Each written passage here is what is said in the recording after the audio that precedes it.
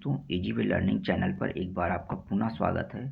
आज हम जीन प्याजे और जेरोम ब्रूनर के संज्ञानात्मक विकास सिद्धांत को बहुत ही आसान भाषा में सरल व्यवहारिक उदाहरणों के माध्यम से समझेंगे।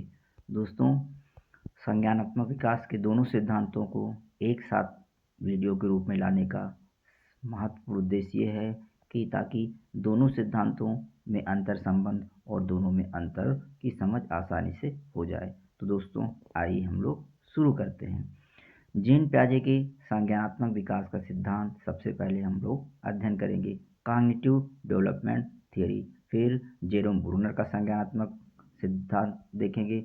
उसके बाद हम जीन प्याजे और जेम ब्रूनर के संज्ञानात्मक विकास सिद्धांत का तुलनात्मक अध्ययन करेंगे।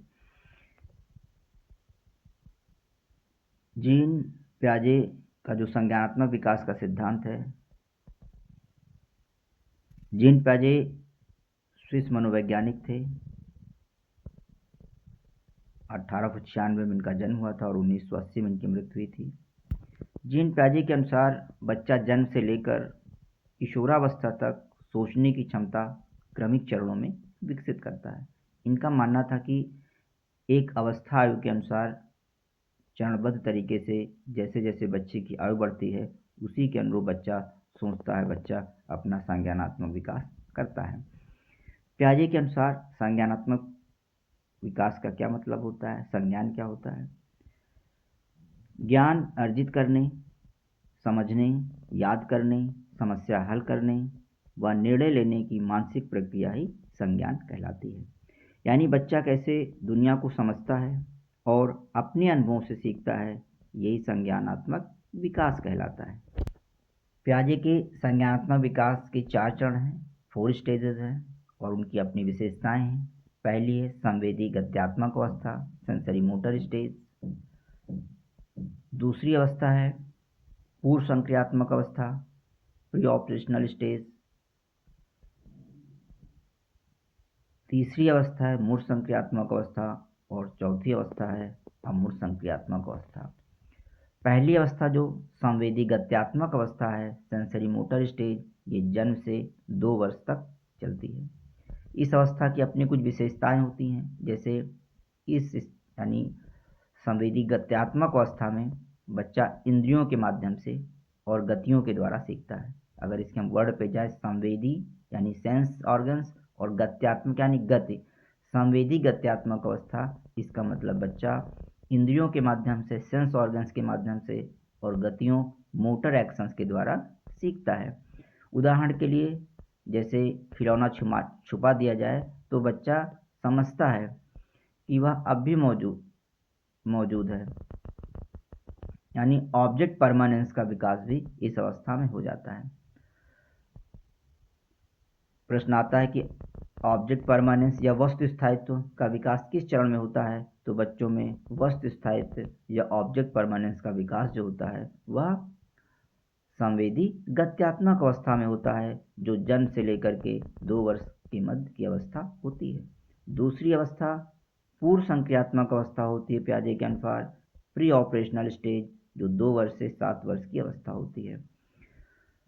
इस अवस्था में प्रतीकों, भाषा व कल्पना का विकास होता है। उदाहरण जैसे कि बच्चा झाड़ू को खिलौना समझकर खेलता है, यानी सिंबलिक थिंकिंग उसके अंतर्गत आ जाती है। बच्चा कल्पना की दुनिया में जो है विचरण करता है। जैसे हम लोग भी छोटे छोटे बच्चे थे तो इसी प्रकार काल्पनिक खेलों को जो भी खेल खेलते थे वो ऐसा लगता था जैसे वास्तव में वह स्वयं एकदम सत्य चरितार्थ हो रहा था, ऐसा अनुभव हो रहा था। तो बच्चे भी काल्पनिक दुनिया में यानी कल्पना के माध्यम से, अपने खेल के माध्यम से अपनी कल्पनाओं को व्यक्त करते हैं पूर्व संक्रियात्मक अवस्था में। तीसरी अवस्था होती ठोस या मूर्त संक्रियात्मक अवस्था, कॉन्क्रीट ऑपरेशनल स्टेज, जो कि 7 से 11 वर्ष की अवस्था होती है। ठोस या मूर्त का संबंध मतलब होता है कि जो वस्तु जो है वो सामने उपस्थित हो, जिसको हम छू सकें, देख सकें, अनुभव कर सकें। तो इस अवस्था में तार्किक सोच, लॉजिक थिंकिंग, वर्गीकरण, गणितीय समझ का विकास बच्चों में होता है। अब बच्चे में तार्किक सोच भी आ जाती है, जैसे कि पानी का गिलास बदलने पर बच्चा समझता है कि मात्रा समान है, यानी कंजर्वेशन कॉन्सेप्ट भी बच्चे के अंदर विकसित होने लगती है। चौथी अवस्था होती है औपचारिक संक्रियावस्था, फॉर्मल ऑपरेशनल स्टेज, जो कि 11 वर्ष से वयस्कावस्था तक चलती है। इसमें अमूर्त सोच, अमूर्त यानी जो मूर्त रूप में ना हो, जो हमें दिखाई ना दे, उसके बारे में यदि हम चिंतन कर सकें तो वह अमूर्त चिंतन की अवस्था होती है। इसमें अनुमान लगाना, समस्या समाधान करना जैसी चीज़ें आती हैं। जैसे किशोर या बच्चे यदि तो प्रकार की तर्कयुक्त बातें सोच उनके अंदर विकसित हो जाती है। आइए अब एक एक जिन प्याजे के द्वारा बताए गए चारों स्टेजों को जो है अब हम लोग विस्तार से समझते हैं। पहला जैसे इन्होंने बताया कि सेंसरी मोटर स्टेज यानी संवेदी गामक अवस्था, जो कि जन्म से 2 वर्ष की अवस्था होती है। इस अवस्था की अपनी कुछ विशेषताएं होती हैं, जैसे बच्चा संवेदना जैसे देखना, सुनना, छूना और शरीर की गतिविधियों से सीखता है। और इसी अवस्था में यानी सेंसरी मोटर स्टेज में ही ऑब्जेक्ट परमानेंस विकसित होती है। ऑब्जेक्ट परमानेंस का तात्पर्य होता है स्टेज में ही ऑब्जेक्ट परमानेंस वस्तु स्थायित्व विकसित होता है। इस अवस्था में वस्तु दिख ना रही हो तब भी उसका अस्तित्व का ज्ञान बच्चे को होता है, यही ऑब्जेक्ट परमानेंस कहलाता है। जैसे कि माँ दूध की बोतल छिपा दे तो बच्चा उसे ढूंढने लगता है। बच्चा खिलौने की आवाज़ सुनकर उसे खोजता है। इस अवस्था में ट्रायल एंड एरर द्वारा सीखना यानी कोशिश करके बच्चा समाधान खोजने का प्रयास करता है, वस्तुओं को ढूंढने की कोशिश करता है। दूसरी अवस्था होती है प्री ऑपरेशनल स्टेज, जो कि 2 से 7 वर्ष की अवस्था होती है। इस अवस्था में मुख्य विकास भाषा का तेजी से विकास होता है। ईगोसेंट्रिक सोच यानी अपनी दृष्टि से सोचना बच्चा प्रारंभ कर देता है। जैसे बच्चा सोचता है कि चांद उसके साथ चलता है। कल्पना व प्रतीकात्मक सोच का विकास होता है और बच्चा नियमों को समझ नहीं पाता है। उदाहरण के लिए जैसे बच्चा मिट्टी का केक बनाकर कहता है कि मेरे लिए केक बना दिया, यानी बच्चा कल्पना की दुनिया में रहता है। बच्चा खिलौना कार को असली कार की तरह चलाता है और उसको मानता है कि वह असली कार चला रहा है, ऐसा उसे आभास होता है। तीसरी अवस्था होती है कॉन्क्रीट ऑपरेशनल स्टेज, मूल संक्रियात्मक अवस्था, जो कि 7 से 11 वर्ष की अवस्था होती है। इस अवस्था में तार्किक सोच का विकास होता है। वस्तुओं का वर्गीकरण करना, क्रमबद्धता करना, सीरिएशन आ जाता है। रिवर्सिबिलिटी आ जाती है, यानी उल्टा सोचना की क्षमता का विकास होता है, जिसे पलटावी अवस्था भी कहते हैं। कंजर्वेशन संरक्षण की अवस्था आ जाती है, यानी पदार्थ की मात्रा, आयतन, संख्या स्थिर रहती है। इस बात का ज्ञान बच्चे को हो जाता है। उदाहरण के लिए जैसे 2 अलग अलग आकार के गिलास में पानी डालकर बच्चा समझता है कि मात्रा समान है। बच्चा गणित, जोड़ घटाना तार्किक रूप से समझने लगता है। बच्चा वस्तुओं को भारी, छोटा, हल्का या रंग के आधार पर वर्गीकरण करना सीख जाता है। रिवर्सिबिलिटी का एक उदाहरण के माध्यम से समझते हैं, जैसे कि 2 में 3 जोड़ें तो 5 मिलता है और साथ ही साथ उसे इस बात का ज्ञान भी हो जाता है कि अगर 5 में से 3 घटा दिया जाए तो 2 प्राप्त हो जाएगा। यानी जोड़ को उल्टा यानी घटाने से फिर वही परिणाम मिलता है, बच्चा इस बात को सीख जाता है। यानी जोड़ को उल्टा करके वो समझ जाता है वस्तुओं को। चौथी अवस्था होती है फॉर्मल ऑपरेशनल स्टेजेस की अवस्था होती है, जो कि 11 वर्ष के बाद आती है। इस अवस्था में अमूर्त और परिकल्पित सोच का विकास होता है। अमूर्त यानी एब्स्ट्रैक्ट और हाइपोथेटिकल परिकल्पित सोच का विकास होता है। यानी जो वस्तुएं सामने नहीं हैं उसके विषय में भी बच्चा चिंतन करने लगता है। किशोर चिंतन कर ये किशोरावस्था की लगभग प्रारंभ हो जाता है और परिकल्पित यानी परिकल्पनाएं बनाने लगता है। कोई समस्या आती है तो उसके अस्थायी समाधान ढूंढता है और फिर सही विकल्प पर पहुंचने का प्रयास करता है। वैज्ञानिक तर्क साइंटिफिक रीजनिंग विकसित होती है। प्रॉब्लम सॉल्विंग की क्षमता आ जाती है। नैतिक, सामाजिक और दार्शनिक चिंतन करने लगता है। उदाहरण के लिए बच्चा पूछता है कि यदि चांद पृथ्वी के करीब आ जाए तो क्या होगा। किशोर विवादित विषयों पर तर्क दे सकता है, जैसे मोबाइल्स बच्चों के लिए क्यों हानिकारक है, इस पर बच्चा अपनी तर्क रख सकता है। गणित विज्ञान के सूत्रों का अनुमान के आधार पर प्रयोग करने लगता है। पियाजे की थ्योरी के कुछ शैक्षिक एजुकेशनल सीख भी इससे मिलती है, जैसे कि शैक्षिक सुझाव या अर्थ, यानी हम एक शिक्षक होने के नाते पियाजे के सिद्धांत का उपयोग कैसे कर सकते हैं। पहला है बच्चे की आयु के अनुसार शिक्षण। हमें पियाजे के सिद्धांत से पता चलता है कि एक मैच्योरिटी लेवल आने पर ही हम बच्चे को उस स्तर के कार्य की उससे जो है उम्मीद कर सकते हैं। जैसे 5 साल के बच्चे को तर्क नहीं सिखाया जा सकता है, 5 साल के बच्चे को उसकी बौद्धिक क्षमता के अनुसार ही वस्तुएं कार्य सिखाए जा सकते हैं। दूसरा लर्निंग बाय डूइंग, इससे हमें पता चलता है कि बच्चा जो है लर्निंग बाय डूइंग करके सीखता है। सेंसरी मोटर स्टेज में विशेषकर बच्चे स्पर्श करके या क्रिया करके सीखता है। Playway method pre operational stage में खिलौना के माध्यम से सिखाना चाहिए। कॉन्क्रीट एग्जाम्पल्स का देना चाहिए, यानी 7 से 11 वर्ष की उम्र में वास्तविक वस्तुओं से पढ़ाना। प्रॉब्लम सॉल्विंग एक्टिविटी किशोरावस्था में जिज्ञासा शक्ति को बढ़ाना। कहने का मतलब है कि पियाजे की संज्ञानात्मक विकास के सिद्धांत की जो चारों अवस्थाएं हैं वो बताती हैं कि हम जो है बच्चे के जो है आयु स्तर के अनुसार उसका किस चरण में विकास हो गया है, उसके अपेक्षित जो है अगर हम कार्य बच्चे को देंगे तो उसी के अनुसार बच्चा आसानी से सीख पाएगा। निष्कर्ष के रूप में पियाजे कहते हैं कि बच्चा एक एक्टिव लर्नर है, वह अपने पर्यावरण से क्रियाओं अनुभवों द्वारा ज्ञान का सृजन करता है। बच्चा एक लिटिल साइंटिस्ट होता है। पियाजे की संज्ञानात्मक सिद्धांत में कुछ शब्द हैं जिनको जानकारी आवश्यक, कीवर्ड्स हैं, जैसे कि स्कीमा वर्ड बहुत यूज होता है। स्कीमा एक प्रकार का मानसिक ढांचा, मेंटल स्ट्रक्चर या पैटर्न या इसको फोल्डर कह सकते हैं, जिसमें बच्चा अपने अनुभवों के आधार पर ज्ञान का संग्रह करता है और दुनिया को समझता है।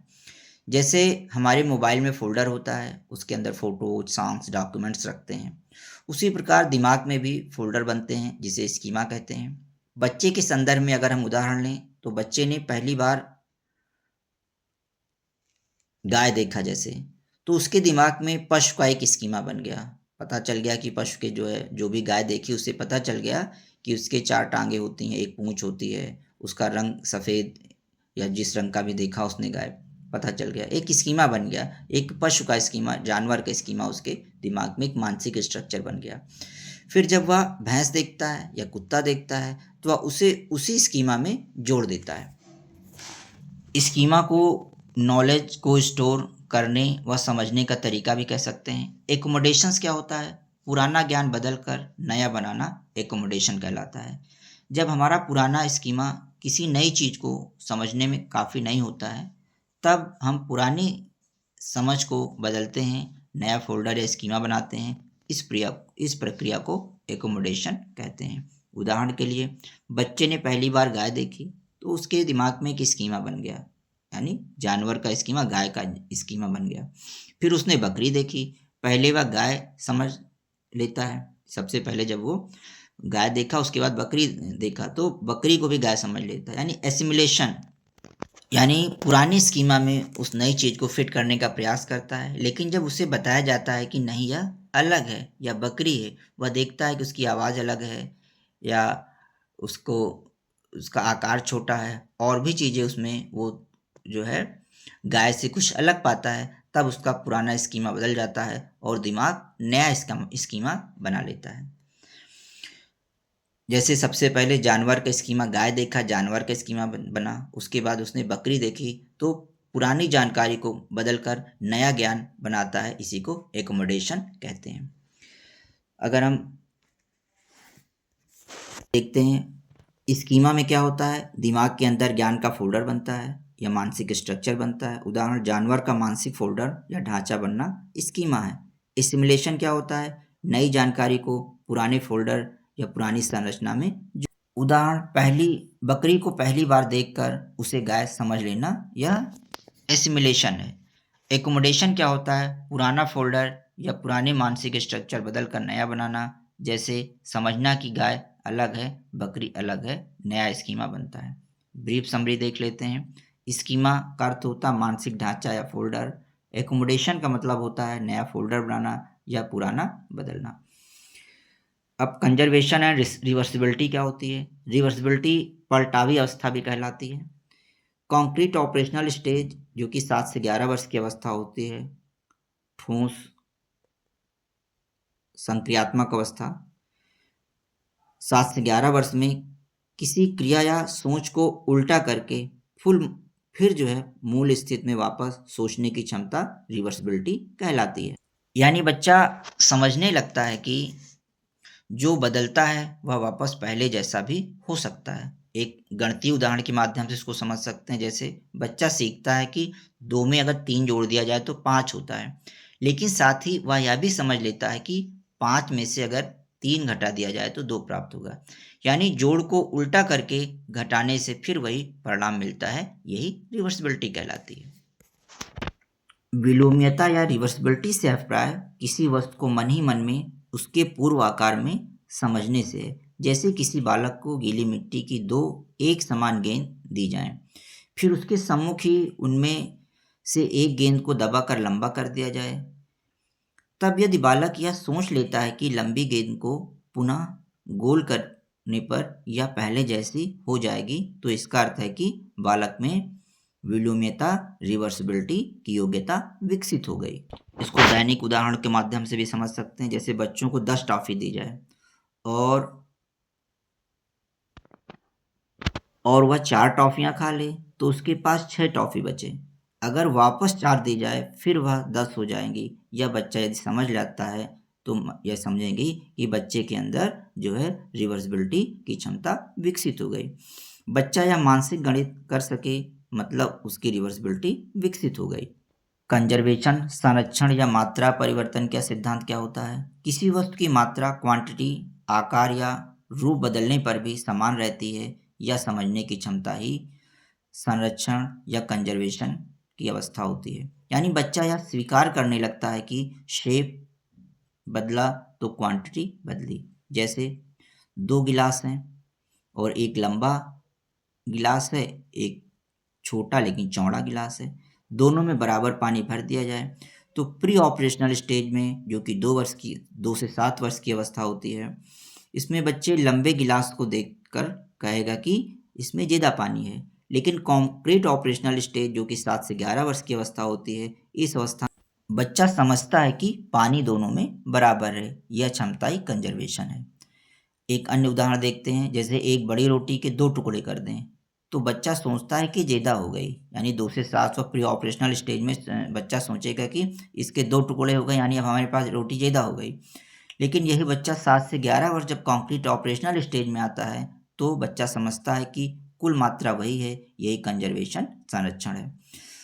आई अब relation between conservation and reversibility, दोनों में संबंध क्या होता है? रिवर्सिबिलिटी कंजर्वेशन को समझने की बुनियाद है। यानी संरक्षण की योग्यता समझने के पहले हमें विलोम्यता या रिवर्सिबिलिटी की समझ होनी आवश्यक होती है। कंजर्वेशन, संरक्षण तभी डेवलप होता है जब बच्चा मेंटली रिवर्स सोच सके। पानी वाल का एक उदाहरण ले सकते हैं। जैसे पानी के गिलास का उदाहरण लिए थे। जैसे 2 गिलास दिखाएंगे, एक लंबा गिलास दिखाया गया है जिसमें ऊंचाई तक पानी भरा हुआ है, एक चौड़ा गिलास दिखाया गया है जिसमें जो है पानी की जो है ऊंचाई उतनी नहीं दिख रही है, लेकिन दोनों में मात्रा समान है। पानी की मात्रा अगर मान लिया आधा लीटर पानी लिए या 200 ग्राम पानी लिए तो उतनी ही मात्रा रखते हैं। लेकिन अगर उसी पानी को हम लंबे गिलास में रखेंगे तो उसकी ऊंचाई बढ़ जाएगी, और अगर चौड़े गिलास में रखेंगे तो उसकी सतह, पानी की सतह जो है नीचे ही रहेगी। प्री ऑपरेशनल स्टेज जो कि 2 से 7 वर्ष में बच्चा धोखा खा जाता है। उसे लगेगा कि नहीं नहीं, जो लंबा गिलास है इसमें पानी अधिक है और जो चौड़ा गिलास है इसमें पानी कम दिया गया। लेकिन जब बच्चा कॉन्क्रीट ऑपरेशनल स्टेज जो कि 7 से 11 वर्ष की अवस्था होती है, उसमें बच्चा समझ जाता है। अगर उसे वापस उसी गिलास में डाल दें तो पानी उतना ही होगा। ये बच्चा अगर समझ जाता है तो यानी उल्टा सोचने लगता, उल्टे सोच की अवस्था, पलटावी अवस्था उसमें विकसित हो गई। यही रिवर्सिबिलिटी है और इसी से कंजर्वेशन समझ में आता है। यानी कंजर्वेशन, संरक्षण के ज्ञान के लिए सबसे पहले रिवर्सिबिलिटी विकसित होना बच्चों में आवश्यक होता है। आइए अब कंजर्वेशन और रिवर्सिबिलिटी में अंतर समझ लेते हैं। कंजर्वेशन में बच्चा समझता है कि मात्रा बदलती नहीं, चाहे रूप बदले। यह 7 से 11 वर्ष कॉन्क्रीट ऑपरेशनल स्टेज में होती है। उदाहरण, पानी के 2 गिलासों में डिफरेंट शेप के कारण है, फिर भी पानी इक्वल है। ये बच्चा समझ जाता है। रिवर्सिबिलिटी सोच को उलटकर मूल स्थिति में लाना, जो कि 7 से 11 वर्ष की रिवर्सिबिलिटी सोच को उलटकर मूल स्थिति में लाना 7 से 11 वर्ष कॉन्क्रीट ऑपरेशनल स्टेज में विकसित होती है। उदाहरण, 2 + 3 = 5 और 5 - 3 = 2, यानी जोड़ को उल्टा करके घटाने से फिर वही परिणाम मिलता है। इस बात की समझ विकसित होना ही रिवर्सिबिलिटी है। कंजर्वेशन संक्षेप में समझ सकते हैं कि दिखने में बदल जाए, असल मात्रा वही रहे, कंजर्वेशन कहलाती है। रिवर्सिबिलिटी क्या है? उल्टा सोचकर वापस वही समझ पाना रिवर्सिबिलिटी की स्थिति होती है। अब अगला सिद्धांत है ब्रूनर का संज्ञानात्मक विकास का सिद्धांत, Jerome Brunner's cognitive development theory. Jerome Bruner अमेरिकी मनोवैज्ञानिक हैं। इनका मानना था कि बच्चा ज्ञान को स्वयं सक्रिय रूप से निर्मित करता है, एक्टिव कॉन्स्ट्रक्टिविस्ट होता है नॉलेज का। जेरोम ब्रूनर मानते हैं कि सीखना खोज प्रक्रिया के माध्यम से होता है। ब्रूनर के अनुसार सीखना और सोच का विकास 3 रूपों मोड्स ऑफ रिप्रेजेंटेशन के माध्यम से होता है। पहला है इनएक्टिव स्टेज, क्रियात्मक अवस्था, जिसे डूइंग मोड 0 से 2 वर्ष की अवस्था होती है। इसमें बच्चा क्रिया या एक्शन के माध्यम से सीखता है, चीज़ों को छूकर, पकड़कर, चखकर, हिलाकर, अनुभव करके बोध अपना ज्ञान या समझ को बनाता है। व्यवहारिक उदाहरण के माध्यम से इसको समझ सकते हैं। इनएक्टिव स्टेज को, क्रियात्मक अवस्था को, जैसे बच्चा गेंद को उठाकर, उछालकर, दबाकर सीखता है कि गेंद गोल होती है। बच्चा गर्म चीज़ छूकर हाथ जलता है, सीखता है कि गर्म चीज़ खतरनाक है। शिक्षक यदि बच्चे को गिनती सिखाना चाहते हैं तो ब्लॉक्स, चॉकलेट, स्टिक गिनवाते हैं। ये इनोवेटिव लर्निंग होती है। ब्रूनर की संज्ञानात्मक विकास के सिद्धांत की दूसरी अवस्था होती है आइकॉनिक स्टेज या प्रतिमात्मक अवस्था, इमेज मोड, 2 से 6 वर्ष। इसमें बच्चा चित्र, तस्वीर, दिमाग की छवि, मेंटल इमेज के माध्यम से सीखता है। भाषा भी सीमित होती है, चित्र और कल्पना प्रमुख होते हैं। व्यवहारिक उदाहरण, जैसे बच्चा गाय शब्द सुनकर दिमाग में गाय की तस्वीर बनाता है, बच्चे के दिमाग में गाय की तस्वीर बन जाती है। इसीलिए छोटे बच्चों को जैसे ए फॉर एप्पल सिखाते समय उसको चित्र भी दिखाया जाता है। चार्ट, फ्लैश कार्ड, चित्र, कहानी आइकॉनिक मोड को मजबूत करते हैं। स्टेज होती है सिंबलिक स्टेज, प्रतीकात्मक अवस्था, लैंग्वेज और सिंबल मोड भी इसको कहते हैं। सिंबलिक स्टेज में बच्चा प्रतीक, भाषा, संख्या, चिन्ह, शब्द आदि के द्वारा सोचता है। यह उच्च स्तरीय संज्ञान है। तार्किक सोच, व्याकरण, गणित अवधारणाएं विकसित होती हैं। इसको एक व्यवहारिक उदाहरण से समझ सकते हैं। जैसे 7 साल का बच्चा 5 × 3 = 15 सिर्फ दिमाग में हल कर सकता है। वस्तुएं गिनने की आवश्यकता अब उसे महसूस नहीं होती है। स्वतंत्रता शब्द, जैसे बच्चे को कहा गया स्वतंत्रता, प्रकाश, दिन, रात, गर्म, ठंडा शब्द सुनकर वह उसका अर्थ समझ लेता है बिना चित्र के। ब्रूनर के संज्ञानात्मक विकास, जो ब्रूनर के आधार पर ब्रूनर का जो स्पाइरल करिकुलम उन्होंने डेवलप किया, ब्रूनर का शिक्षा में सबसे बड़ा योगदान स्पाइरल करिकुलम यानी घुमावदार पाठ्यक्रम है। इसका अर्थ है कि किसी भी विषय को किसी भी उम्र में सिखाया जा सकता है, बस तरीका बदलना चाहिए। जैसे पहले सरल रूप में, फिर बार बार कठिन स्तर तक क्रमशः जाकर सिखाया जाए। जैसे जोड़ है, गणित का जोड़ है, कक्षा 1 का बच्चा है तो गिट्टियों के माध्यम से, कंकड़ के माध्यम से गिन कर, यानी इनएक्टिव लर्निंग के माध्यम से, क्रिया के माध्यम से जो है जोड़ बच्चे को सिखाया जा सकता है। जब बच्चा कक्षा 2 में पहुंच जाता है तो चित्रों से जोड़ आइकॉनिक स्टेज के माध्यम से, और जब बच्चा कक्षा 3 में पहुंच जाता है तो बोर्ड पे हमने लिख दिया 4 + 6 = 10, तो सिंबल के माध्यम से अब सिंबल को समझ लेता है। ये सिंबलिक स्टेज में बच्चा आ जाता है। तो जो जेरोम ब्रूनर है उन्होंने संज्ञानात्मक विकास के 3 चरण बताए, enactive stage, iconic stage, symbolic stage. इसको EIS वर्ड के शब्द अक्षर के माध्यम से हम इसको आसानी से याद रख सकते हैं। तो स्पाइरल करिकुलम जो है जेम ब्रूनर के द्वारा दिया गया एक महत्वपूर्ण कॉन्सेप्ट है। स्पाइरल करिकुलम में विषय वस्तु वही रहती है, लेकिन उसको बार बार उसके गहराई स्तर को धीरे धीरे यानी कठिनता स्तर को धीरे धीरे बढ़ाते रहते हैं।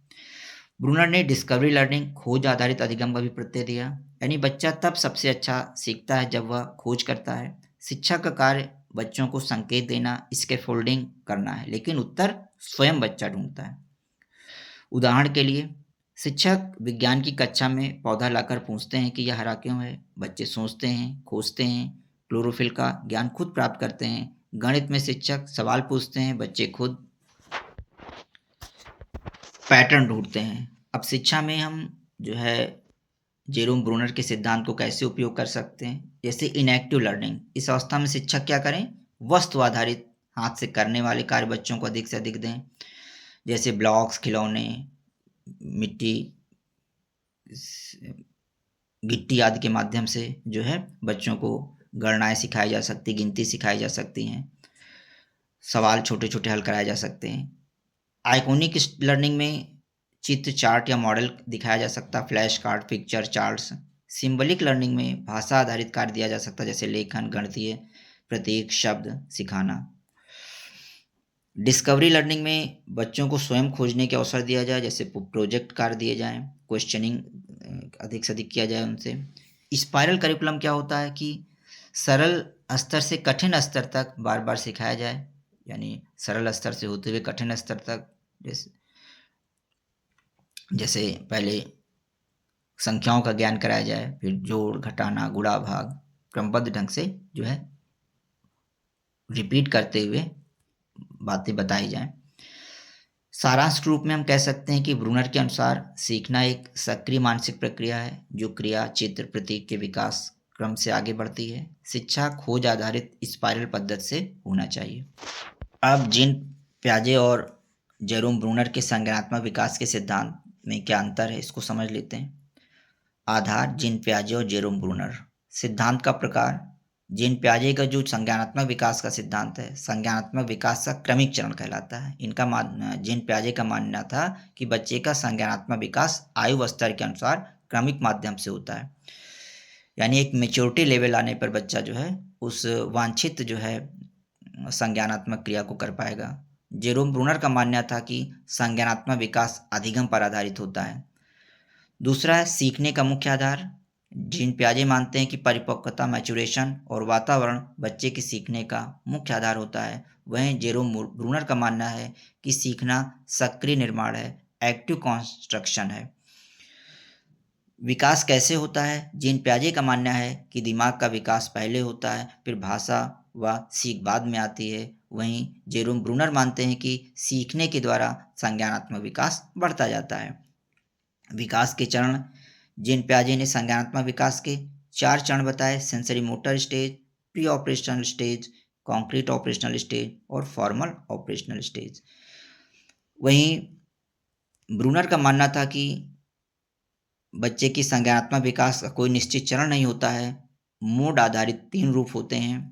उसको उन्होंने EIS, inactive stage, iconic stage और सिंबलिक स्टेज के रूप में समझाया। विकास रूप की बात करें तो जीन प्याजे का मानना था कि मानसिक संरचनाओं के बदलने पर जोर इन्होंने दिया, जैसे स्कीमा, एसिमुलेशन, एकोमोडेशन जैसी बातें कहीं। वहीं ब्रूनर का मानना था कि ज्ञान को प्रस्तुत करने के रूप इनएक्टिव, इकोनिक और सिंबलिक, यानी इनका मानना था, ब्रूनर का मानना था कि ज्ञान को यानी सीखने के तरीके बदल दिया जाए तो बच्चे जो है सीख सकता है। बच्चे जो अपने यानी बच्चा जिस आयु स्तर का है उसके सीखने के स्तर को अगर हम बदल दें, उसके अकॉर्डिंग अगर हम सीखने की विधि को उसके अकॉर्डिंग काम दें, उसके अकॉर्डिंग जो है उसकी आयु, तो जो है बच्चा सीख सकता है। सीखने की प्रक्रिया की बात करें तो जीन प्याजे का मानना था कि बच्चा स्वतः प्रक्रिया से सीखता है, यानी एक्टिव लर्नर होता है, लिटिल साइंटिस्ट होता है, सेल्फ डिस्कवरर होता है। वहीं जीन जो है ब्रूनर का मानना था कि डिस्कवरी लर्निंग करता है बच्चा, यानी खोज द्वारा सीखता है, और शिक्षक सहायता करते हैं, बच्चा खोज करता जाता है। शिक्षक की भूमिका क्या होती है? जीन प्याजे के संज्ञानात्मक सिद्धांत में माना जाता है कि जो शिक्षक कम सक्रिय होता है, बच्चा स्वयं सीखता है। और इनका मानना है कि आयु स्तर विशेष पर पहुंचने पर बच्चा जो है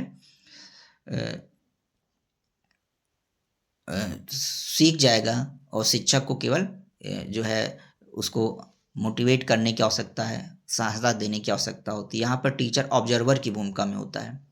वहीं पर ब्रूनर के संज्ञानात्मक सिद्धांत के अनुसार टीचर को अधिक सक्रिय होना होता है। टीचर गाइड का कार्य करता है, इसके फोल्डिंग अस्थायी सहायता करता है बच्चे की, और वो ये अपेक्षा नहीं करता कि एक आयु विशेष पर ही जो है आने पर ही बच्चा सीखेगा, बल्कि वो उस आयु स्तर के अनुरूप छोटे कार्य और सरल कार्य करके उसको उसके स्तर के अनुसार सिखाने का प्रयास करता है। स्पाइरल करिकुलम, जीन पियाजे ने स्पाइरल करिकुलम जैसा कोई कॉन्सेप्ट नहीं दिया, वहीं जेरोम ब्रूनर ने स्पाइरल करिकुलम दिया। मुख्य अवधारणाएं, जीन पियाजे के संज्ञानात्मक सिद्धांत में schema, assimilation, accommodations, equilibration, reversibility जैसे जो है कीवर्ड्स होते हैं। वहीं ब्रूनर के संज्ञानात्मक सिद्धांत में enactive, iconic, symbolic mode, discovery learning जैसे कीवर्ड आते हैं। अब उदाहरण के साथ हम इसको समझते हैं। जैसे पियाजे का दृष्टिकोण क्या है? जैसे एक 4 साल के बच्चे को गुणा नहीं सिखाया जा सकता है। पियाजे का मानना है कि एक 4 साल के बच्चे को गुणा नहीं सिखाया जा सकता है क्योंकि वह अभी कॉन्क्रीट ऑपरेशनल स्टेज तक नहीं पहुंच पाया है। यानी परिपक्वता, एज प्लस ब्रेन ग्रोथ, यानी परिपक्वता, अब यानी बच्चा अभी परिपक्व नहीं हुआ है, यानी एज और ब्रेन ग्रोथ अभी उसकी पहले जरूरी है गुणा सीखने के लिए। ब्रूनर का दृष्टिकोण है कि गुणा किसी भी उम्र में सिखाया जा सकता है, बस तरीका बदलना चाहिए। जैसे 4 साल का बच्चा है तो उसको टाफियों का समूह बनाकर, यानी इनएक्टिव के माध्यम से, वस्तुओं की सहायता से गुणा सिखाया जा सकता है। अगर 6 साल का बच्चा है तो चित्रों का को दिखा करके सिखाने का को सिखाया जा सकता है। और 8 साल का बच्चा है तो 3 गुणे 5 बराबर 15 वो सिंबल के माध्यम से सीख जाएगा। मतलब इनका मानना है कि विषय उम्र नहीं, तरीका बदलकर सिखाया जाएगा। पियाजे कहते हैं कि विकास पहले होता है, सीख बाद में आती है। यानी पहले विकास आएगा, मैच्योरिटी लेवल को प्राप्त करेगा बच्चा, फिर उस मैच्योरिटी स्तर के अनुसार बच्चा सीखेगा। वहीं ब्रूनर का मानना है कि सीख पहले, विकास आगे बढ़ता है। यानी पहले सीखते हैं, उसके अनुसार जो है विकास होता जाता है। तो ये थे जीन पियाजे और जेरोम ब्रूनर के संज्ञानात्मक विकास की कॉन्सेप्ट सरल व्यवहारिक उदाहरणों और उनके अंतर को समझाया गया है। अब इस पर आधारित कुछ एमसीक्यू क्वेश्चंस को हल करते हैं जिससे कि विषय वस्तु और अच्छे ढंग से समझ में आ जाए।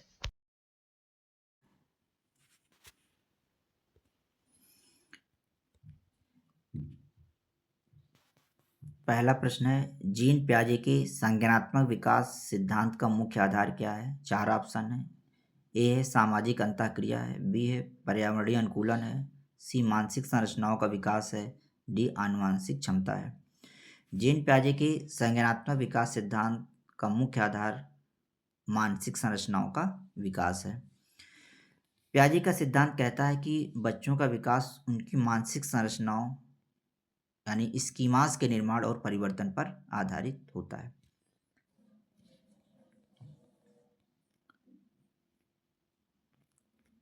अगला क्वेश्चन है, दूसरा क्वेश्चन है कि पियाजे के अनुसार एसिमुलेशन का क्या अर्थ होता है? ए ऑप्शन, नई जानकारी को मौजूदा स्कीमा में फिट करना, बी स्कीमा को बदलना, सी ज्ञान का भाषा से संबंध, डी सीखने में रटंत। पियाजे के अनुसार जो एसिमुलेशन होता है वह नई जानकारी को मौजूदा स्कीमा में फिट करना कहलाता है। एसिमुलेशन यानी नई जानकारी को पूर्व निर्मित मानसिक ढांचे में जोड़ने की क्रिया एसिमुलेशन कहलाती है। एकोमोडेशंस किस अवस्था को दर्शाता है? ऑप्शन दिए गए हैं। तीसरा प्रश्न है कि एकोमोडेशन किस अवस्था को दर्शाता है? ए पुराने स्कीमा का विस्तार, बी नए अनुभवों के अनुसार स्कीमा का बदलना, सी मौजूदा स्कीमा में समृद्धि करना, डी अवलोकन कौशल का विकास। एकोमोडेशन जो होता है वह नए अनुभव के अनुसार स्कीमा को बदलना कहलाता है। एकोमोडेशन अर्थात पुरानी स्कीमा अनुभव के अनुसार बदलता है।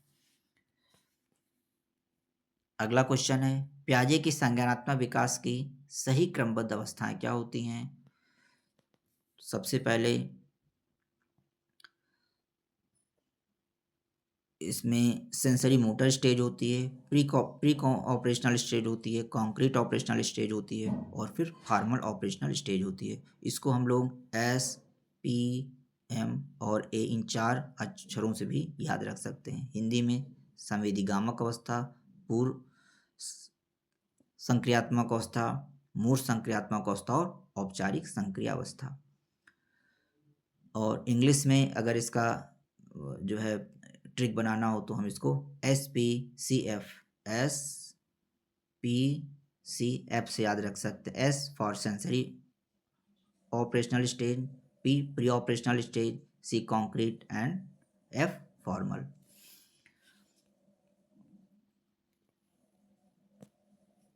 पांचवा प्रश्न है, कॉन्क्रीट ऑपरेशनल स्टेज की आयु क्या होती है?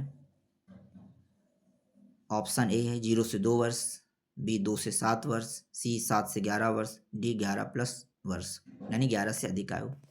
जो कॉन्क्रीट ऑपरेशनल स्टेज की आयु होती है वह 7 से 11 वर्ष की आयु होती है। इसमें सी विकल्प सही है। इस अवस्था में बच्चा तार्किक सोच और संरक्षण कंजर्वेशन को समझने लगता है। जीन पियाजे ने बच्चों के संज्ञानात्मक विकास की 4 अवस्थाएं बताई हैं। संवेदी गामक अवस्था 0 से 2 वर्ष की अवस्था होती है। सेंसरी मोटर स्टेज कहते हैं, यानी इस अवस्था में बच्चा जो है क्रिया करके सीखता है। फिर आता है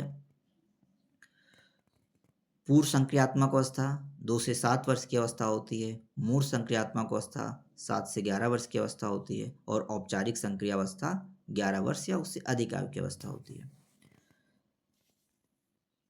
छठा प्रश्न है, रिवर्सिबिलिटी की अवधारणा किस अवस्था में विकसित होती है?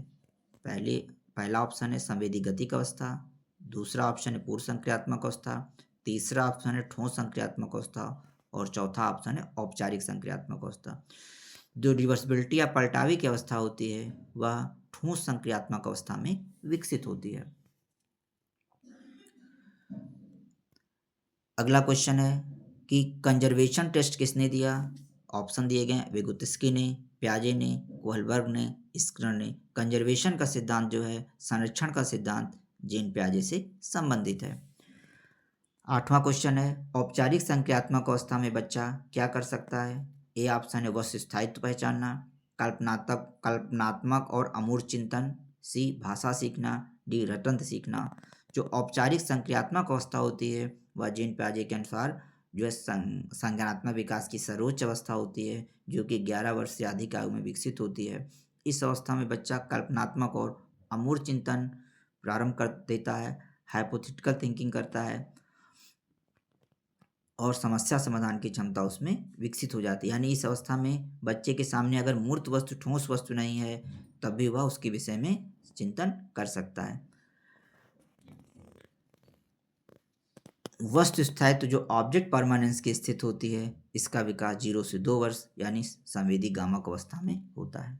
इसी पर आधारित 9वां क्वेश्चन है कि ऑब्जेक्ट परमानेंस विकसित होती है। ए ऑप्शन है 0 से 2 वर्ष में, बी ऑप्शन है 2 से 7 वर्ष में, सी ऑप्शन है 7 से 11 वर्ष में, डी ऑप्शन है 11 से 15 वर्ष में। जो ऑब्जेक्ट परमानेंस की स्थिति होती है वह उसका विकास जो है 0 से 2 वर्ष यानी सेंसरी मोटर स्टेज में होता है। ऑब्जेक्ट परमानेंस का तात्पर्य होता है कि बच्चा यह समझने लगता है कि वस्तु अगर सामने दिखाई नहीं देती है तब भी उसका अस्तित्व है। जैसे इस अवस्था में क्या होता है कि बहुत छोटा बच्चा है तो उसके सामने खिलौना हटा दिया, ला दिया गया, कोई अंतर नहीं पड़ेगा। लेकिन जब बच्चा लगभग 2 वर्ष की आयु में पहुंच 1.5 से 2 वर्ष के मध्य आ जाता है तो उसमें ऑब्जेक्ट परमानेंस का विकास होने लगता है। अब अगर खिलौना छिपा देंगे तो उसको ढूंढने का प्रयास करने लगता है। यानी सेंसरी मोटर स्टेज में बच्चा समझता है कि वस्तु नजर ना आए तब भी वह मौजूद रहती है।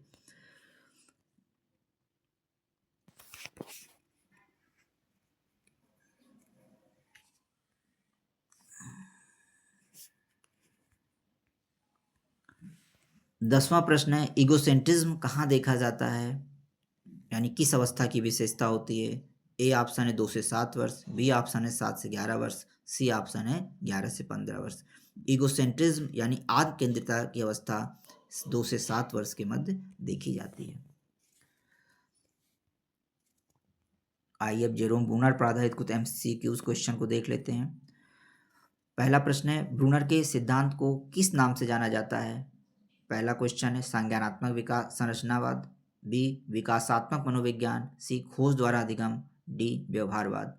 ब्रूनर के संज्ञानात्मक सिद्धांत को खोज द्वारा अधिगम, डिस्कवरी लर्निंग के रूप में जाना जाता है। दूसरा क्वेश्चन है, ब्रूनर के अनुसार सीखने के 3 रूप क्या हैं? पहला इमिटेशन अवधारणा अनुकरण, दूसरा इनएक्टिव इकोनिक सिंबलिक, सी व्यवहार प्रतिक्रिया परिणाम। ब्रूनर के अनुसार सीखने के 3 रूप हैं, इनएक्टिव है, इकोनिक है और सिंबलिक है। इसको हम क्रमबद्ध ढंग से ई, आई और एस 3 अक्षरों से याद रख सकते हैं। ई से इनएक्टिव, आई से इकोनिक और एस से सिंबलिक।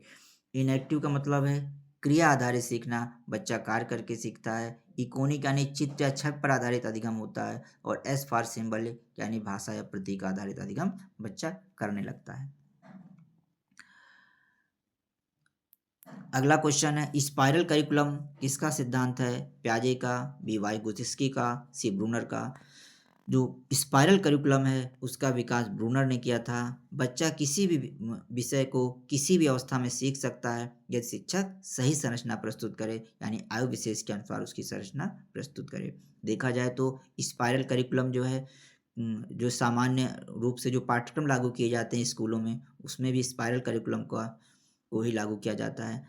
छोटी कक्षाओं में अगर हमें किसी चीज़ को पढ़ते हैं, फिर क्रमबद्ध ढंग से वही चीज़ें रिपीट होती जाती है, लेकिन उनका जो है कठिनता स्तर बढ़ता जाता है। चौथा क्वेश्चन है, डिस्कवरी लर्निंग में शिक्षक की भूमिका कैसे होती है? ए है निर्देशक की, बी मार्गदर्शक की, सी दंडदाता की। डिस्कवरी लर्निंग में शिक्षक की भूमिका मार्गदर्शक या फैसिलिटेटर की होती है।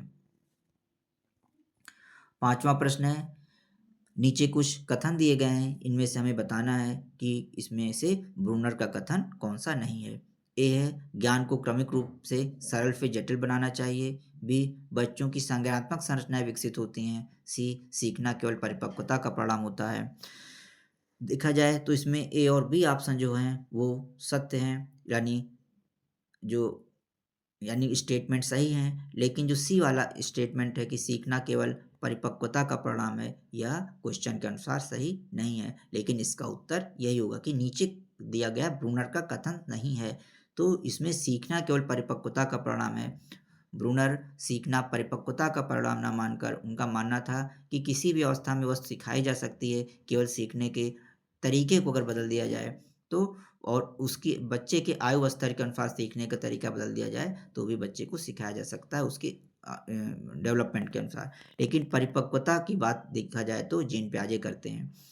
ज्ञान को क्रमिक रूप से सरल से जटिल बनाना चाहिए, ब्रूनर का कथन है, बिल्कुल सही है, इससे ब्रूनर सहमत है। और बच्चों की संज्ञानात्मक संरचनाएं विकसित होती हैं, यह भी ब्रूनर के संज्ञानात्मक विकास से मेल खाता है। आइए अब दोनों ब्रूनर और जीन प्याजे के संज्ञानात्मक सिद्धांत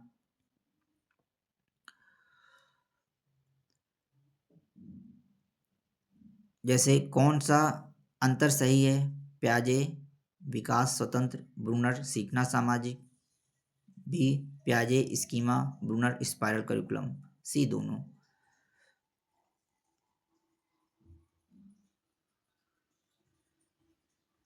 देखा जाए तो इसमें दोनों ऑप्शन सही हैं, ए और बी। प्याजे विकास को स्वतंत्र रूप से मानते हैं, वहीं ब्रूनर मानते हैं कि सीखना सामाजिक होता है। प्याजे ने स्कीमा का कॉन्सेप्ट दिया और ब्रूनर ने स्पाइरल करिकुलम का कॉन्सेप्ट दिया।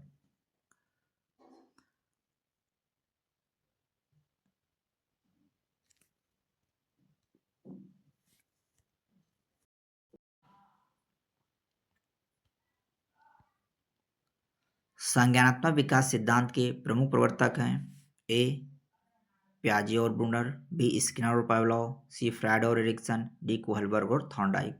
इसमें ए विकल्प सही है कि संज्ञानात्मक विकास सिद्धांत के प्रमुख प्रवर्तक प्याजे और ब्रूनर हैं। दूसरा प्रश्न है कि प्याजे के सिद्धांत में ज्ञान किससे निर्मित होता है? ए बाहरी प्रतिक्रियाओं से, बी मानसिक संरचनाओं स्कीमास के परिवर्तन से, सी दंड और पुरस्कार से, डी आनुवंशिकी से। प्याजे के सिद्धांत में ज्ञान मानसिक संरचनाओं स्कीमा के परिवर्तन से विकसित होता है। तीसरा प्रश्न है, ब्रूनर के अनुसार सीखने का सर्वोत्तम तरीका है। ए खोज आधारित अधिगम, डिस्कवरी लर्निंग है। बी रटंत अधिगम, सी प्रत्यक्ष निर्देश, सी अवलोकन। ब्रूनर के अनुसार सीखने का सर्वोत्तम तरीका खोज आधारित अधिगम है। चौथा प्रश्न है, प्याजे के अनुसार विकास होता है। ए अचानक होता है, बी धीरे धीरे चरणों में होता है, सी समाज के दबाव में होता है, डी अभ्यास के द्वारा होता है। प्याजे के अनुसार विकास जो होता है वह धीरे धीरे चरणों में होता है।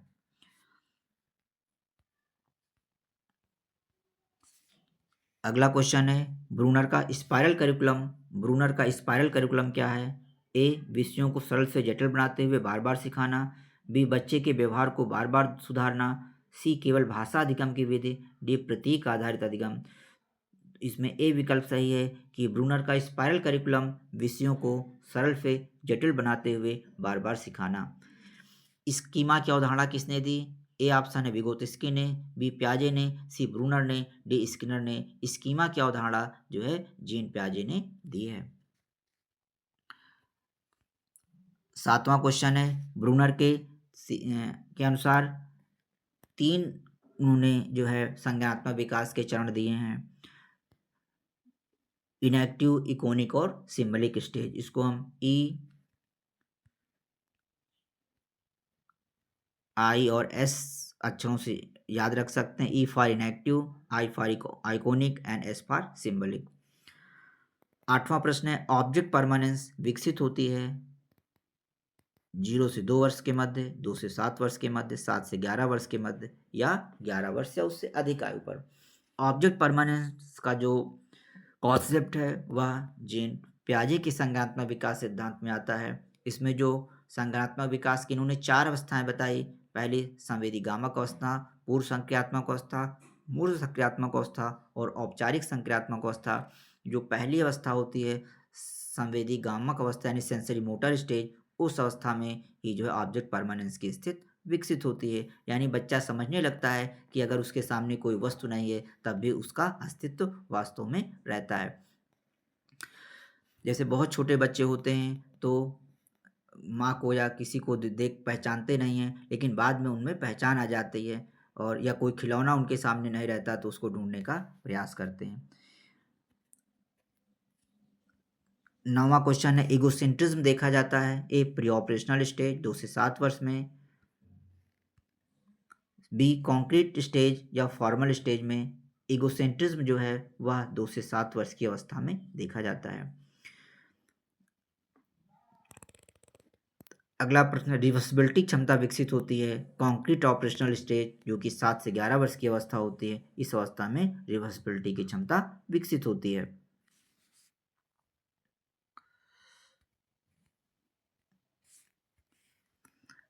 11वां प्रश्न है, प्याजे के अनुसार सीखना निर्भर करता है ए विकास की परिपक्वता पर, बी शिक्षक पर, सी माता पिता पर। तो प्याजे के अनुसार सीखना जो है वह विकास की परिपक्वता पर निर्भर होता है। 12वां प्रश्न है, ब्रूनर कहते हैं कि कोई भी विषय किसी भी उम्र में सिखाई जा सकती है, यानी उसे अगर हम सही संरचना स्ट्रक्चर में प्रस्तुत करें तो किसी भी आयु में कोई भी विषय सिखाया जा सकता है। कंजर्वेशन किससे संबंधित होता है? वस्तु की मात्रा स्थायी रहने की समझ ही कंजर्वेशन होती है। ब्रूनर के सिद्धांत में शिक्षक की भूमिका कैसी होती है? फैसिलिटेटर या मार्गदर्शक की होती है। 15वां क्वेश्चन, प्याजे का सिद्धांत किस प्रकार का है? प्याजे का सिद्धांत विकासात्मक संज्ञानात्मक सिद्धांत है।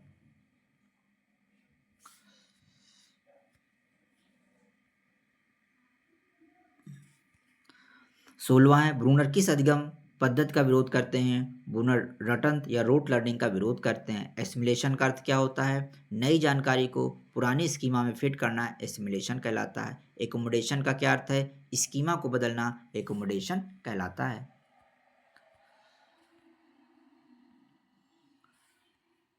इक्विलिब्रेशन किससे संबंधित है? संतुलन बनाना। एसिमिलेशन प्लस एकोमोडेशन, इसमें दोनों चीज़ें आ जाती हैं।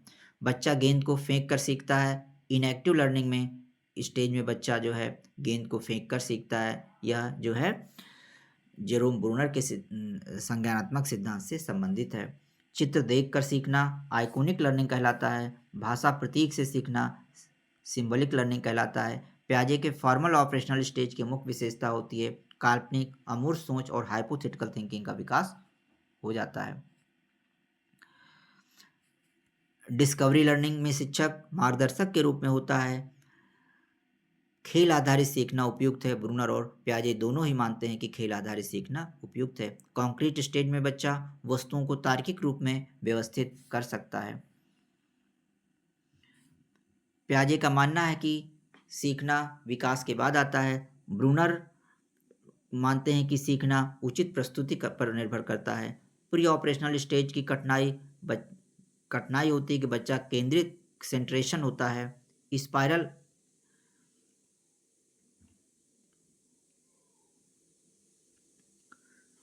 स्पाइरल करिकुलम का अर्थ है कि वही विषय वस्तु पुनरावृत्ति और जटिलता में वृद्धि के साथ प्रस्तुत की जाए। प्याजे ने बच्चों पर ध्यान केंद्रित किया, वे कैसे सोचते हैं। ब्रूनर का ध्यान था कि ज्ञान को कैसे सिखाया जाए।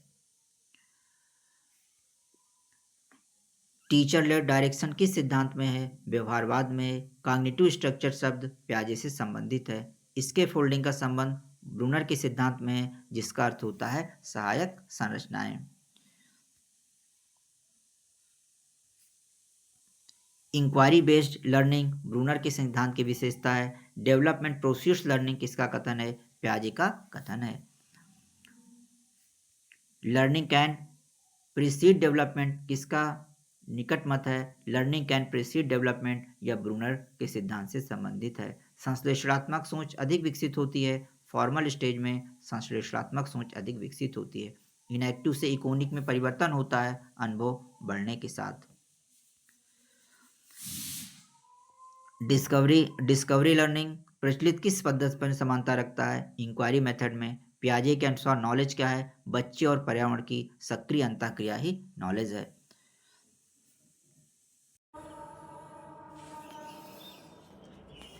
प्याजे के अनुसार 4 चरणों में विकास होता है, वहीं ब्रूनर का मानता है कि विकास 3 चरणों में होता है। बाल केंद्रित शिक्षा का समर्थन प्याजे और ब्रूनर दोनों ने किया है। प्राथमिक कक्षा में चित्रों से समझाना ब्रूनर के आइकॉनिक रिप्रेजेंटेशन से संबंधित है। गणित सूत्र भाषा द्वारा सीखना ब्रूनर के सिंबलिक स्टेज से संबंधित है।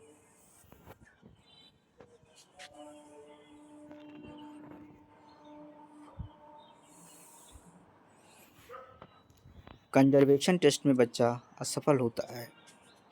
प्री ऑपरेशनल स्टेज में स्कीमा डेवलप्स बाय अनुभव परिपक्वता दोनों से स्कीमा का विकास होता है। बाल विकास की समझ शिक्षक को सीखने की भूमिका निर्धारित करने में मदद करती है। प्याजे और ब्रूनर दोनों के लिए सीखने की मूल मान्यता है कि सीखना सक्रिय प्रक्रिया है।